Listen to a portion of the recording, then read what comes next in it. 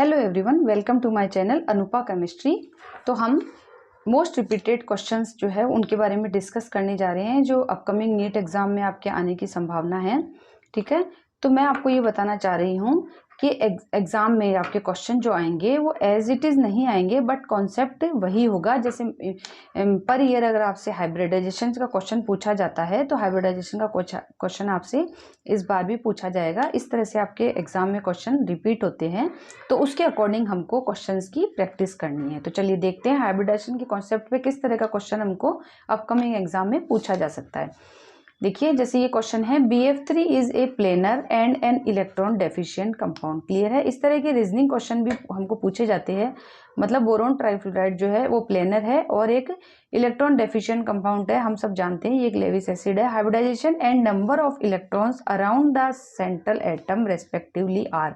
आपको इसका हाइब्रिडाइजेशन पूछा गया है और सेंट्रल एटम के अराउंड कितने इलेक्ट्रॉन हैं आपको ये पूछे गए। क्लियर है, तो हम पहले भी स्ट्रक्चर ड्रॉ करके देख चुके हैं प्रीवियस वीडियोस में। अगर आपने वो नहीं देखे तो आप देख सकते हैं और सीख सकते हैं। तो अब BF3 की आपको क्या करनी है, BF3 आपके पास मॉलिक्यूल है, BF3 की आपको VSEPR थ्योरी के अकॉर्डिंग स्ट्रक्चर ड्रॉ करनी है। ठीक है, तो सबसे पहले हम वही कर लेते हैं। हमारी periodic table, hydrogen, helium, lithium, beryllium, boron. Clear है, तो बोरोन हमारा कहाँ आया है, 2s2 2p1। इट मीन्स इसके आउटर मोस्ट सेल में कितने इलेक्ट्रॉन हो गए, बोरोन के आउटर मोस्ट सेल में आपके इलेक्ट्रॉन हो गए 3।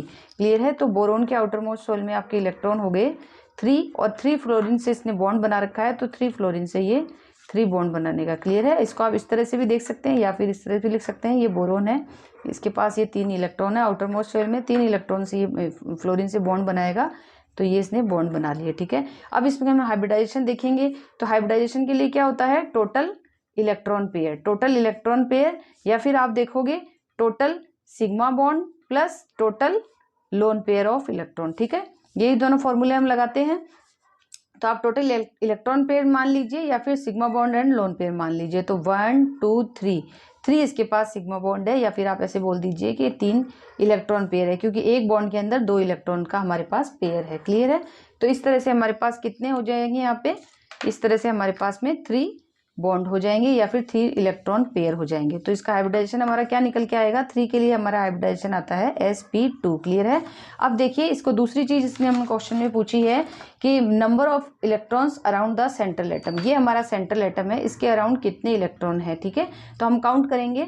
यहाँ पे एक बॉन्ड के अंदर 2 इलेक्ट्रॉन होंगे इसके पास में, यहाँ पे एक बॉन्ड में 2 इलेक्ट्रॉन होंगे और यहाँ पे एक बॉन्ड में 2 इलेक्ट्रॉन होंगे, तो टोटल इसके पास 6 इलेक्ट्रॉन हो गए। क्लियर है, 6 इलेक्ट्रॉन हो गए। इलेक्ट्रॉन डेफिशिएंट है क्योंकि ऑक्टेट कंप्लीट करने के लिए 8 इलेक्ट्रॉन की नीड होती है, इसीलिए ये लेविस एसिड है। तो BF3 के आपके हाइब्रिडाइजेशन आ जाता है sp2 एंड इसके पास आउटर मोस्ट इसके सराउंडिंग इसके जो इलेक्ट्रॉन आ जाते हैं वो आपके पास आ जाते हैं 6 से। तो आपका आंसर कौन सा हो जाएगा, आपका आंसर फर्स्ट हो जाएगा sp2 एंड 6। क्लियर है, तो इसी अकॉर्डिंग आपको एग्जाम में क्वेश्चन देखने को मिल सकता है। BF3 की जगह आपके पास कंपाउंड कोई दूसरा हो सकता है, बट इसके अकॉर्डिंग आपको एग्जाम में क्वेश्चन देखने को मिल सकते हैं। क्लियर है, थैंक यू फॉर वॉचिंग।